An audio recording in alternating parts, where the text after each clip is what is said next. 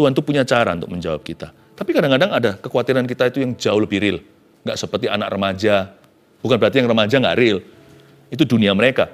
Tapi ada orang-orang yang risikonya besar. Saya mengerti. Sampaikan kepada Tuhan. Apa yang menjadi kekhawatiran Anda? Kira-kira apa?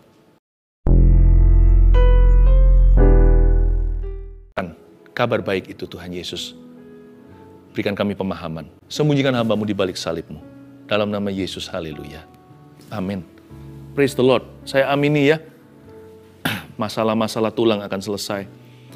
Tapi lebih dari itu, kita dengar pengajaran dulu. Hari ini saya berikan judul menjaga damai sejahtera. Gimana sih caranya kita menjaga damai sejahtera supaya nggak kehilangan damainya?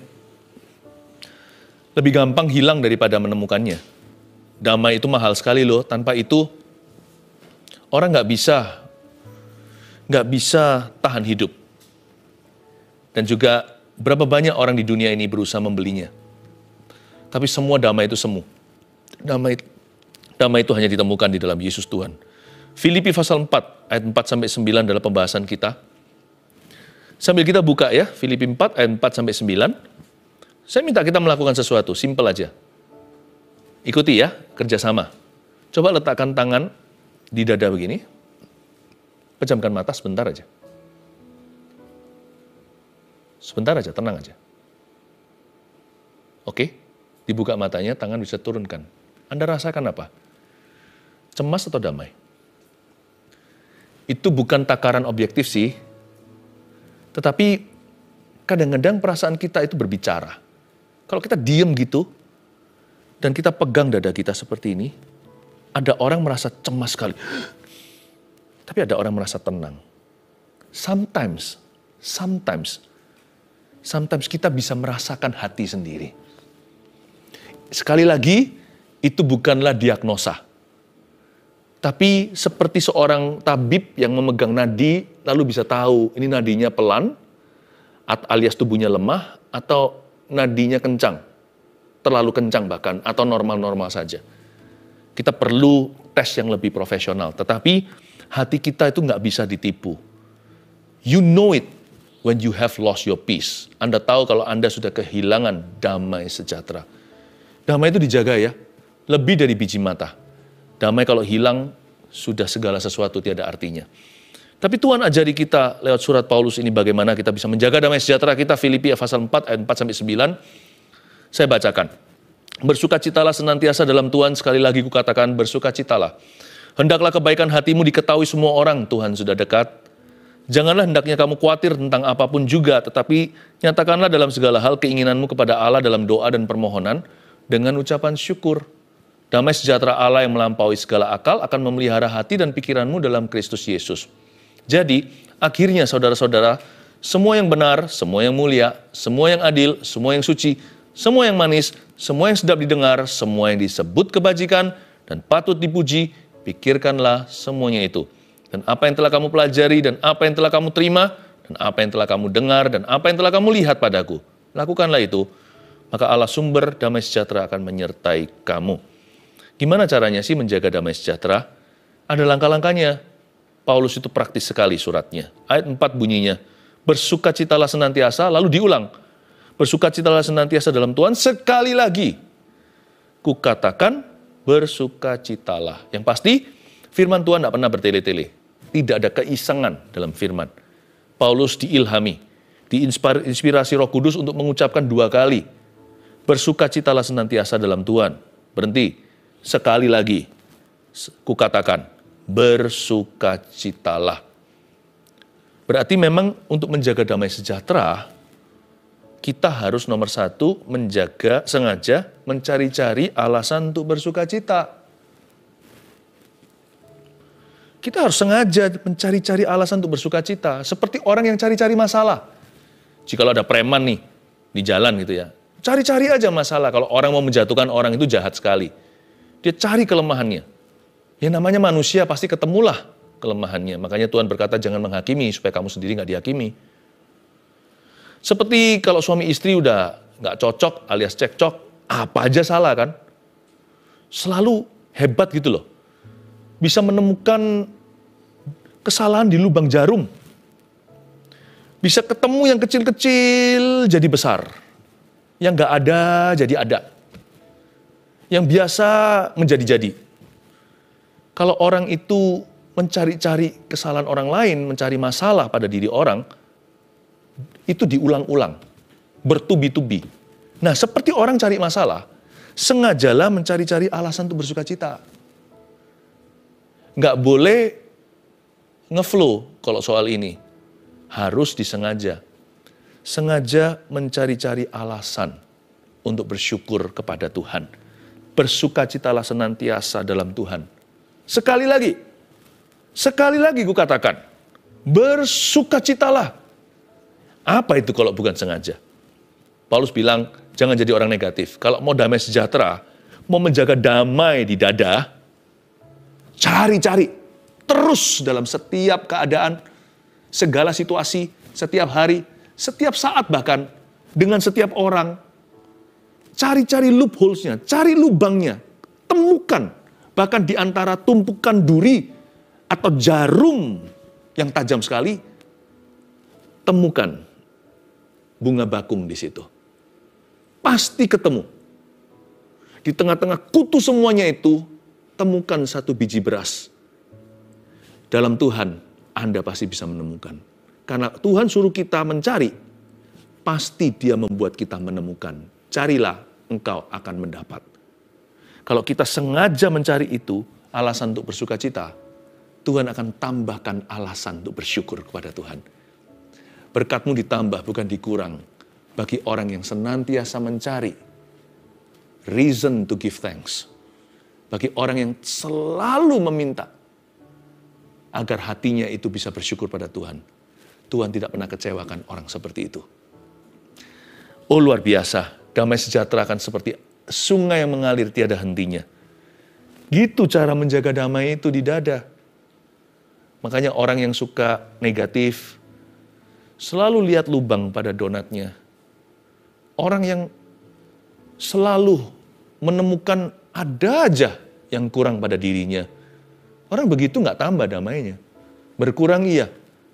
Malah nggak keruan perasaannya. Tahukah, setiap kali-kali bahkan kita kalau menghakimi sesama kita itu, jari kita sebagian besar itu menunjuk pada diri sendiri. Yang kita tuding ke orang hanya satu, tapi sisanya kembali. Tahukah Anda sedang mencuri damai sejahteramu sendiri? Atau memberikan mentah-mentah ke tangan setan? Mari kita buat satu komitmen hari ini.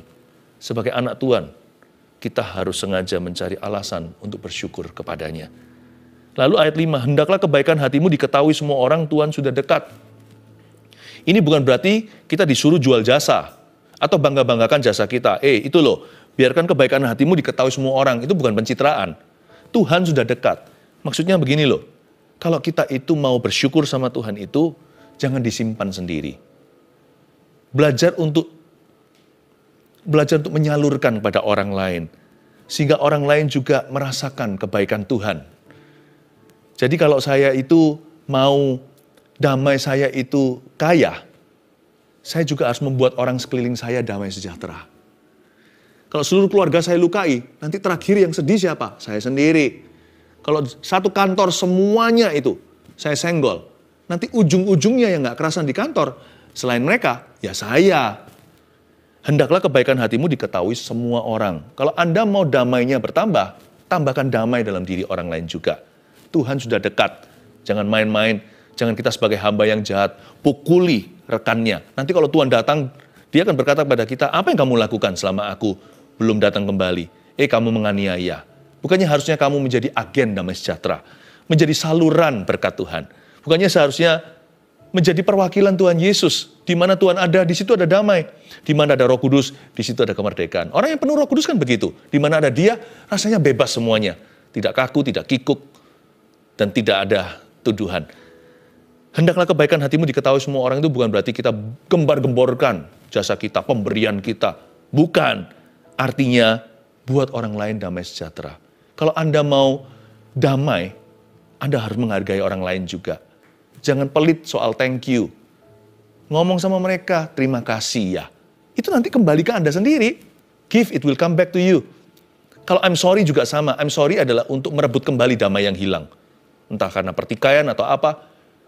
Jangan kita itu hitung-hitungan. Kalau memang salah ya ngomong, saya minta maaf ya. Karena nanti itu di akun kita sendiri yang akan ditransfer oleh Tuhan. Ditutup lubang itu di dalam jiwa kita yang merasa gimana. Orang yang tidak minta maaf ya, orang itu sendiri di dalam dirinya menyimpan penyakit loh. Mungkin karena gengsi, lebih murah gengsi dibuang daripada nanti sakit di dalam. Banyak orang itu panas dalam secara rohani. Kenapa?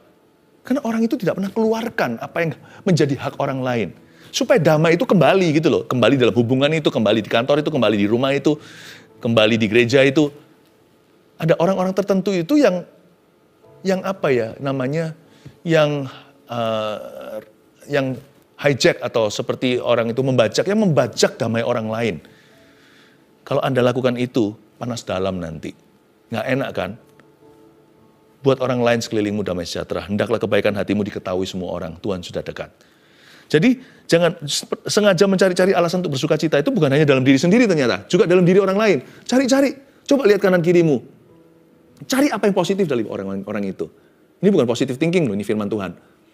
Cari apa yang baik. Cari sesuatu yang Anda bisa thank you. Ya. Cari sesuatu kalau itu suami istri atau keluarga. Cari sesuatu untuk Anda bisa berkata I love you.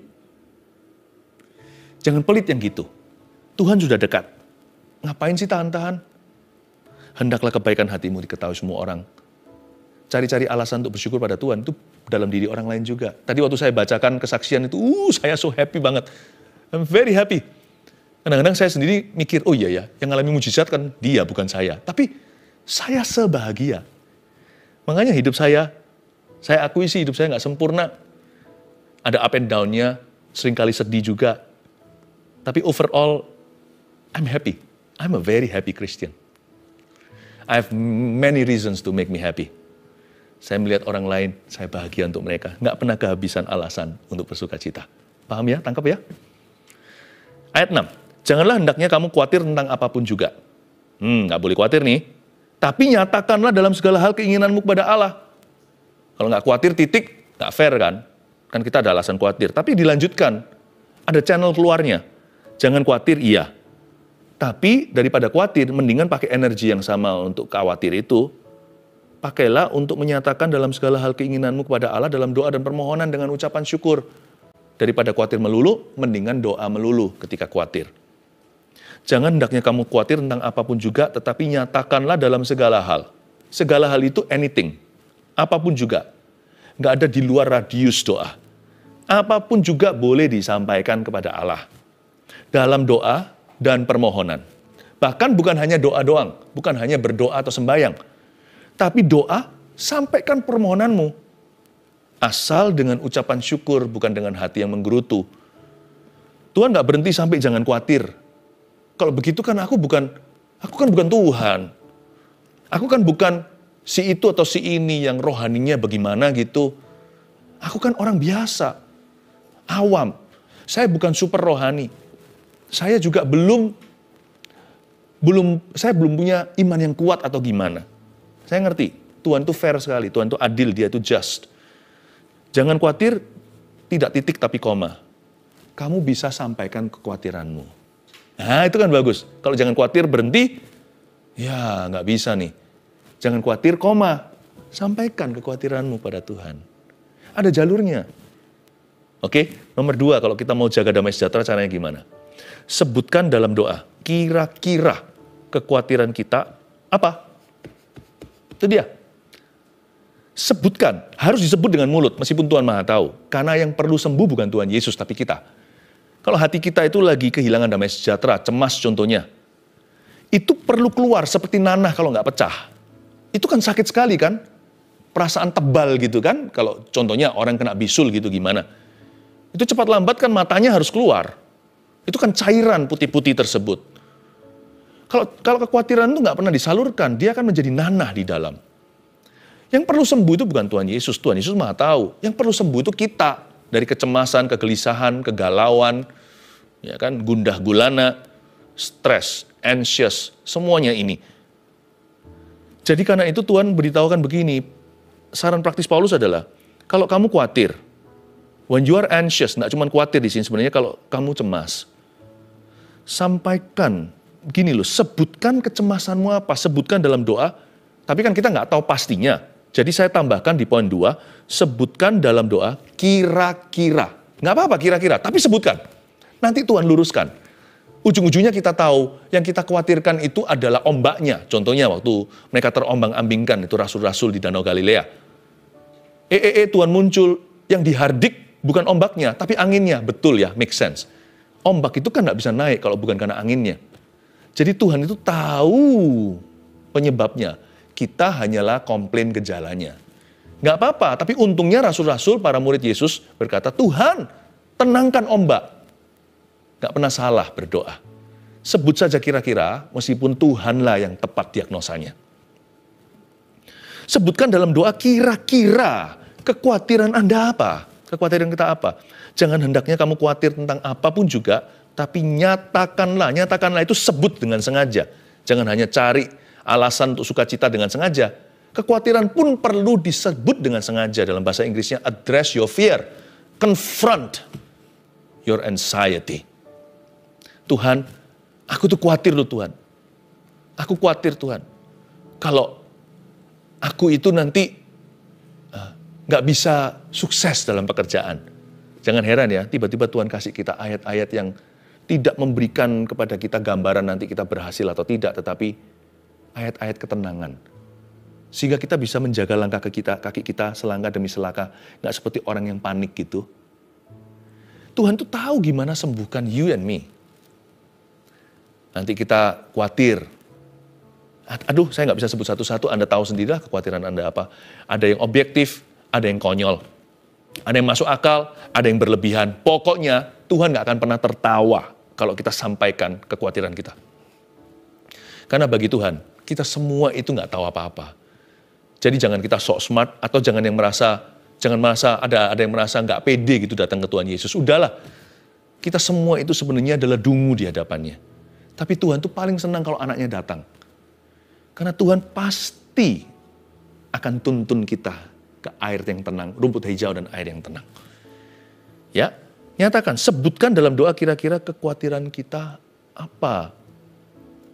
Ya, kadang-kadang mungkin kalau kita habis ini, kalau kita kadang-kadang kekhawatirannya kita, Tuhan aku khawatir nanti teman-teman enggak suka sama aku lagi. Ya, mungkin itu kekhawatiran. Tapi kita bawa-bawa, kita enggak pernah bahasakan. Tapi itu terus bercokol di dalam jiwa kita, tak terkatakan. Lalu ketika kita sampaikan simpel saja, aku khawatir teman-temanku nggak suka sama aku. Nanti mereka kalau mandang aku gimana? Saya pernah loh, khawatir namanya anak muda ya. Sekarang aja saya sudah jauh lebih dewasa. Tapi setiap anak ABG remaja pasti pernah mengalami yang namanya peer pressure atau tekanan sebaya. Sangat penting gitu loh, kita itu diterima. Diterima sama kawan. Saya pernah loh dulu itu. Wah, saya bawa-bawa seharian itu, aduh gelisah. Kayaknya ngomong apa hati-hati, takut gitu. Nanti orang gak suka. Zaman waktu saya masih umur belasan tahun, 18 tepatnya. Nah setelah itu, waktu saya sampaikan dalam doa, bahasa lidah aja gak cukup, saya bahasa roh kekuatan. Tapi Tuhan tunggu saya bahasakan. Suatu saat saya bahasakan dengan gamblang, berkata, Tuhan saya takut nanti teman-teman gak suka sama saya. Lalu Roh Kudus bisa kasih saya hikmat, saya gak tahu itu Roh Kudus. Tapi nanti saya tahu itu Roh Tuhan. Karena nggak mungkin itu bisa keluar dari pikiran saya. Tiba-tiba seperti ada suatu hikmat bunyinya begini. Kamu kenapa khawatir sih? Mereka lo sudah lupakan kamu tadi salah ngomong apa. Mereka lo masih mikir tentang dirinya sendiri. Oh iya, langsung plong merdeka. Akhirnya fokus saya melayani seseorang, bukan worry apa kata mereka. Oh, saya umur 18 tahun itu diberi perspektif yang begitu dewasa. Saya ngapain mikiri orang mikir apa? Orang lu gak habis-habis mikirin dirinya. Mereka semua juga seperti saya. Aku tadi salah ngomong ya. Jangan-jangan sama persis. Jadi ngapain? Kalau saya mau lebih tinggi, ya saya harus melayani. Pokoknya layani aja. Jadi berkat buat mereka. Sisanya urusan Allah. Bebas saya. Umur 18 tahun saya menjadi orang, bukan orang yang cuek, menjadi orang yang tidak khawatir. Menjadi orang yang tenang. Tidak mencari pujian sia-sia. Paham maksud saya? Kalau kita bahasakan, plong langsung. Ya, Tuhan tuh punya cara untuk menjawab kita. Tapi kadang-kadang ada kekhawatiran kita itu yang jauh lebih real. Nggak seperti anak remaja. Bukan berarti yang remaja nggak real. Itu dunia mereka. Tapi ada orang-orang yang risikonya besar. Saya mengerti. Sampaikan kepada Tuhan. Apa yang menjadi kekhawatiran Anda? Kira-kira apa? Berikutnya kita lihat ya. Ayat yang ke-7. Damai sejahtera Allah yang melampaui segala akal akan memelihara hati dan pikiranmu dalam Kristus Yesus. Itu dia. Kalau kita ayat 6-nya sudah membahasakan dengan gamblang meskipun hanya kira-kira. Ayat 7 itu saya kasih ya bahasa aslinya. Damai sejahtera Allah yang melampaui segala akal akan memelihara hati dan pikiranmu dalam Kristus Yesus. Saya ulang. Damai sejahtera Allah yang melampaui segala akal. Tulis bahasa aslinya. P-L-O-N-G. Pelong. Iya. Itu bahasa simpelnya. Ayat 7 itu gimana sih kita jelaskan? Damai sejahtera Allah melampaui segala akal akan memelihara hati dan pikiranmu dalam Kristus Yesus. Itu kan alhasil dari ayat 6. Kita menyatakan kepada Tuhan segala kekhawatiran. Dalam doa dan permohonan disertai ucapan syukur. Ayat 7, efeknya begini. Pelong hati. Damai melampaui akal. Melampaui akal itu kan bukan hanya sekedar pengetahuan. Tapi perasaannya ngikuti juga. Pelong aku, rasanya tenang. Itu yang Tuhan mau. Tuhan tidak mau Anda gelisah. Yohanes 14 berkata, jangan gelisah. Percayalah kepada Allah, percayalah kepada aku juga. Kata Tuhan Yesus, di rumah Bapakku ada banyak tempat tinggal. Haleluya. Ayat 8. Jadi akhirnya, konklusi daripada pengajaran hari ini. Saudara-saudara, semua yang benar, semua yang mulia, dan sebagainya kan? Coba saya jelaskan ya. Semua yang mulia, semua yang adil, semua yang suci, semua yang manis, semua yang sedap didengar, semua yang disebut kebajikan dan patut dipuji, pikirkanlah semuanya itu. Tulis dulu poin ketiga. Kalau kita mau menjaga damai sejahtera, mesti pilih-pilih mau pikirkan apa saja. Jangan semua masukkan sini sekaligus semuanya, semua masuk. Apapun boleh masuk sini tanpa visa. Disayang itu otak. Lebih dari otak secara fisik, mindset kita. Pikiran itu lebih dari otak. Pikiran melibatkan otak, tapi bukan hanya otak. Pikiran manusia. Makanya orang koma, otaknya jalan, tetapi nggak bisa berpikir. Ya kan? Mungkin otaknya masih berfungsi, tetapi orang itu tidak bisa berbuat apa-apa. I'm talking about your whole mind. Pikiran kita itu dijaga, jangan masuk sampah, rongsokan, semua masuk ke sana. Sedangkan badan kita jaga, tapi bukan pikiran. Dijaga, pakai hand sanitizer, kita cuci tangan, jangan sampai kena virus, pulang mandi dulu, kita jaga kulit. Dan pori-pori tentunya masuk tubuh. Tapi pikiran, kenapa kok tidak ditutup pori-porinya, sesuatu yang racun contohnya. Padahal pikiran kita itu sama penting dengan tubuh. Bayangin kita punya tubuh, tapi koma pikiran. Dua-dua penting sih.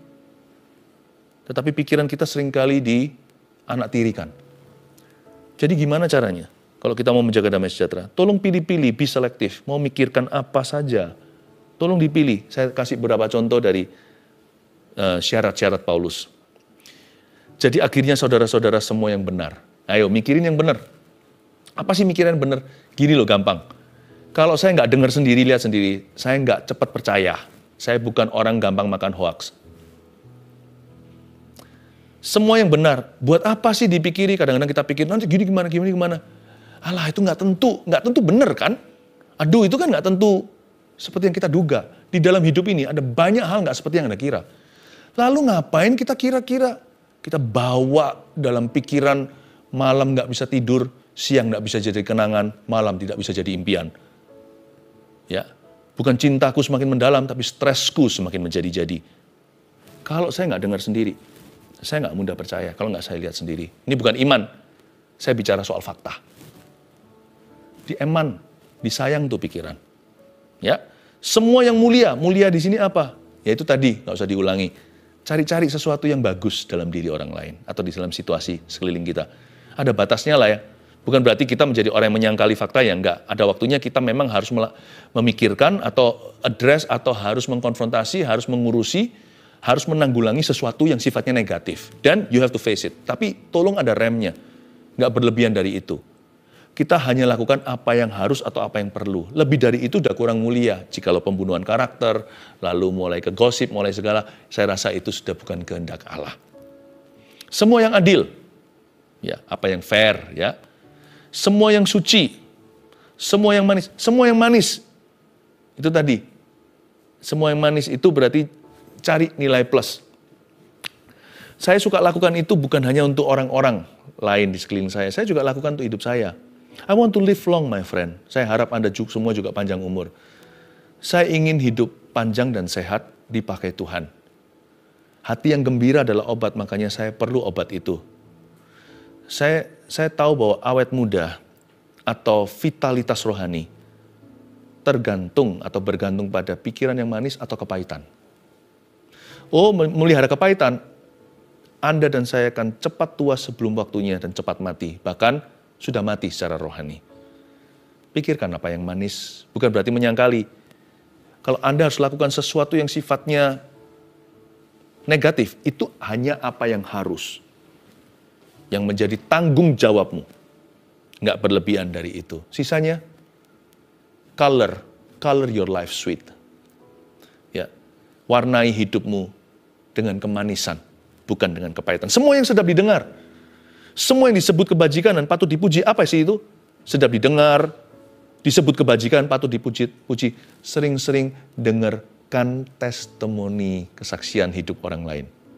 Saya dorong Anda, sedap didengarkan kesaksian itu, disebut kebajikan kan, orang berkata haleluya karenanya, dan juga patut dipuji. Makanya itu kami pertahankan di saat teduh untuk membaca kesaksian Anda. Karena itu sedap didengar di semua telinga. Disebut kebajikan, patut dipuji. Haleluya. Sering-sering dengar firman Tuhan. Khotbah-khotbah yang membangun. Firman-firman yang mengajar kita untuk mendekat ke Kristus. Untuk lebih bersyukur, untuk lebih berguna bagi kerajaan Allah. Saya mengucap syukur saat teduh ini still going on strong. This is for you, not for me. Dan saya melihat banyak orang dibangun karenanya. Praise the Lord ya. Ayo ajak-ajak teman-teman yang lain. Oh ya, by the way, saya diingatkan tim terus. Kadang-kadang saya lupa saking enjoy-nya. Yang belum subscribe, cepat subscribe. Supaya nanti terus diingatkan. Apa itu tekan tombol apa? Lonceng notifikasi atau apa. Saya kurang mengerti. Anda bisa ikuti supaya terus dibangun di atas dasar kebajikan, sedap didengar, dan patut dipuji. Pikirkanlah semuanya itu. Dan apa yang telah kamu pelajari sekarang ini di saat teduh termasuk di dalamnya. Apa yang telah kamu pelajari di sini di saat teduh bersama, dan apa yang telah kamu terima, dan apa yang telah kamu dengar, dan apa yang telah kamu lihat padaku. Lakukanlah itu. Maka Allah sumber damai sejahtera akan menyertai kamu. Ini bukan damai sejahtera dengan bahasa asli yang tadi saya beritahukan pada Anda. Sebenarnya saya bercanda, itu bukan bahasa asli, itu bahasa sehari-hari. Ini bukan plong lagi, di level ini damainya sudah naik 1 oktav atau lebih. Kalau damai tadi di ayat 7, damai sejahtera yang melampaui akal budi, segala akal, itu adalah plong itu yang di ayat 9 ini berjalan dengan Tuhan. Ini bukan damai sejahtera, perasaan, plong apa, bukan. Ini sudah bicara tentang Allah sumber damai sejahtera. Kalau tadi itu damai sejahtera perasaannya, atau buahnya, ini sekarang adalah damai sejahtera sumbernya.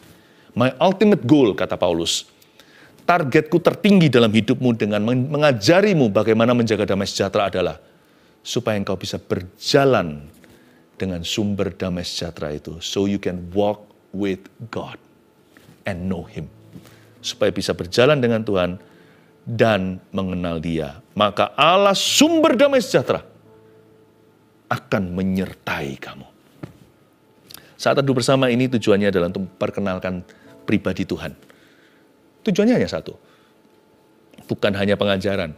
Supaya setiap anggota keluarga saat teduh ini, satu persatu, berjalan dengan Yesus. Itulah harapan kami atas diri Anda sekalian. Mari kita sama-sama terapkan ini. 1, 2, 3, menjaga damai sejahtera. 1, sengaja mencari-cari alasan untuk bersuka cita. 2, sebutkan dalam doa kira-kira kekhawatiran kita apa. 3, pilih-pilih mau pikirkan apa saja. Semua yang benar.